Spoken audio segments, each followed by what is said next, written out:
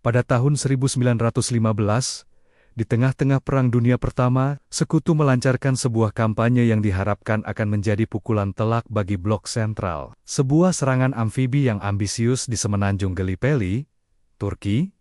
Tujuannya, merebut Selat Dardanella, menguasai Konstantinopel, dan membuka jalur pasokan ke Rusia. Namun, apa yang direncanakan sebagai kemenangan cepat, berubah menjadi salah satu bencana militer paling tragis dalam sejarah.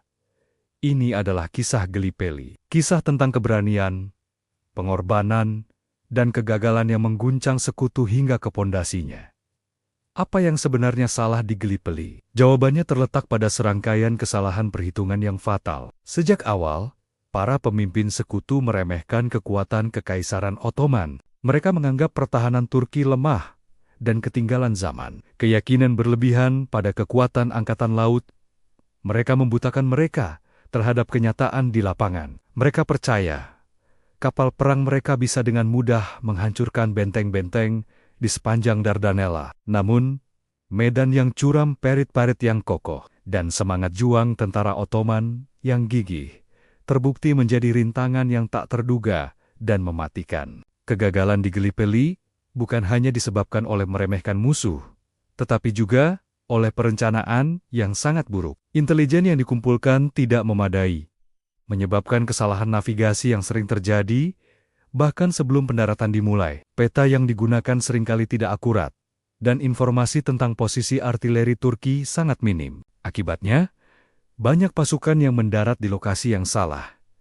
Seringkali di pantai sempit di bawah tembakan gencar dari tebing-tebing di atasnya. Pantai-pantai itu, yang seharusnya menjadi pijakan untuk maju, justru berubah menjadi ladang pembantaian. Salah satu contoh paling tragis dari perencanaan yang buruk adalah pendaratan di Ensakov. Pasukan Korps Angkatan Darat Australia dan Selandia Baru, atau ANZAC, seharusnya mendarat di pantai yang lebih landai. Namun, karena arus dan kegelapan, mereka terdampar di teluk kecil yang dikelilingi oleh perbukitan terjal. Dari sana, mereka harus berjuang mati-matian hanya untuk bertahan, apalagi untuk maju. Impian untuk bergerak cepat melintasi semenanjung pupus dalam hitungan jam, digantikan oleh perang parit yang brutal dan statis. Mirip dengan yang terjadi di front barat. Di tingkat komando tertinggi, bencana ini diperparah oleh perpecahan dan komunikasi yang buruk. Para pemimpin militer dan politik Sekutu seringkali tidak sependapat mengenai strategi. Winston Churchill, yang saat itu menjabat sebagai First Lord of the Admiralty, adalah pendukung utama kampanye ini. Tetapi banyak jenderal yang skeptis. Kurangnya komando terpadu menyebabkan strategi yang saling bertentangan dan eksekusi yang kacau di lapangan. Perintah seringkali terlambat atau tidak jelas, menciptakan kebingungan di antara para komandan di medan perang, dan mengakibatkan hilangnya nyawa yang sia-sia. Kegagalan Angkatan Laut pada bulan Maret tahun 1915 seharusnya menjadi peringatan keras. Upaya untuk menerobos Dardanella hanya dengan kapal perang berakhir dengan bencana. Beberapa kapal perang besar, termasuk kapal Prancis Bouvet, tenggelam akibat ranjau laut yang tidak terdeteksi oleh Sekutu. Bukannya menyadari bahaya dan menyusun ulang strategi dengan lebih hati-hati, para pemimpin justru menggandakan kesalahan dengan melancarkan invasi darat yang tidak dipersiapkan dengan baik. Mereka gagal belajar dari kesalahan awal, dan ribuan prajurit harus membayar harga tertinggi untuk keputusan tersebut. Bagi para prajurit di lapangan, Gallipoli adalah neraka dunia. Mereka tidak hanya menghadapi tembakan musuh yang tak henti-hentinya, tetapi juga kondisi kehidupan yang mengerikan. Musim panas membawa panas yang menyengat, lalat, dan penyakit seperti disentri yang menyebar dengan cepat. Makanan dan air bersih sangat langka. Kemudian, saat musim dingin tiba, mereka harus berjuang melawan hipotermia dan radang dingin di parit-parit yang tergenang air. Keberanian para prajurit ANZAC, Inggris, Prancis, dan India tidak pernah diragukan. Tetapi keberanian saja tidak cukup untuk mengatasi perencanaan yang buruk dan kepemimpinan yang gagal. Salah satu tokoh kunci di pihak Ottoman adalah seorang perwira yang saat itu belum begitu dikenal, Mustafa Kemal.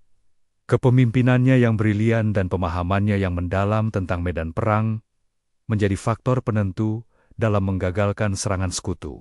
Perintahnya yang terkenal kepada pasukannya, "Saya tidak memerintahkan kalian untuk menyerang, saya memerintahkan kalian untuk mati," menunjukkan tekad luar biasa yang menginspirasi pasukannya untuk bertahan dengan segala cara. Mustafa Kemal, yang kelak dikenal sebagai Atat, Rech, pendiri Turki modern, lahir dari api pertempuran di Gallipoli. Setelah 8 bulan pertempuran sengit yang sia-sia, dengan korban di kedua belah pihak mencapai lebih dari 1,5 juta jiwa, sekutu akhirnya mengakui kekalahan. Pada akhir tahun 1915 dan awal 1916, mereka melakukan evakuasi pasukan. Anehnya, penarikan mundur ini adalah satu-satunya bagian dari kampanye Gallipoli yang dianggap sukses besar, karena dilakukan dengan sangat rahasia dan hampir tanpa korban jiwa. Namun, keberhasilan kecil ini tidak bisa menutupi skala bencana yang telah terjadi. Warisan Gallipoli sangat mendalam. Kegagalan ini menyebabkan jatuhnya beberapa karir politik, termasuk Winston Churchill, yang harus mengundurkan diri dan menghabiskan bertahan-tahan di pengasingan politik sebelum kembali bangkit. Bagi Australia dan Selandia Baru, kampanye ini menjadi momen pembentukan identitas nasional. Hari Anzac, yang diperingati setiap tanggal 25 April, menjadi hari peringatan nasional terpenting untuk mengenang pengorbanan para prajurit mereka. Gallipoli, meskipun sebuah kekalahan militer, menjadi simbol keberanian, ketahanan, dan semangat kebangsaan. Kegagalan di Dardanella mengajarkan pelajaran pahit kepada para ahli strategi militer di seluruh dunia tentang bahaya meremehkan musuh, pentingnya intelijen yang akurat, dan perlunya perencanaan yang matang dalam operasi amfibi. Kampanye Gallipoli adalah sebuah tragedi yang lahir dari kesombongan dan kesalahan perhitungan. Sebuah pengingat abadi akan harga manusiawi dari sebuah perang. Darah yang tumpah di pantai-pantai itu selamanya mengubah jalannya sejarah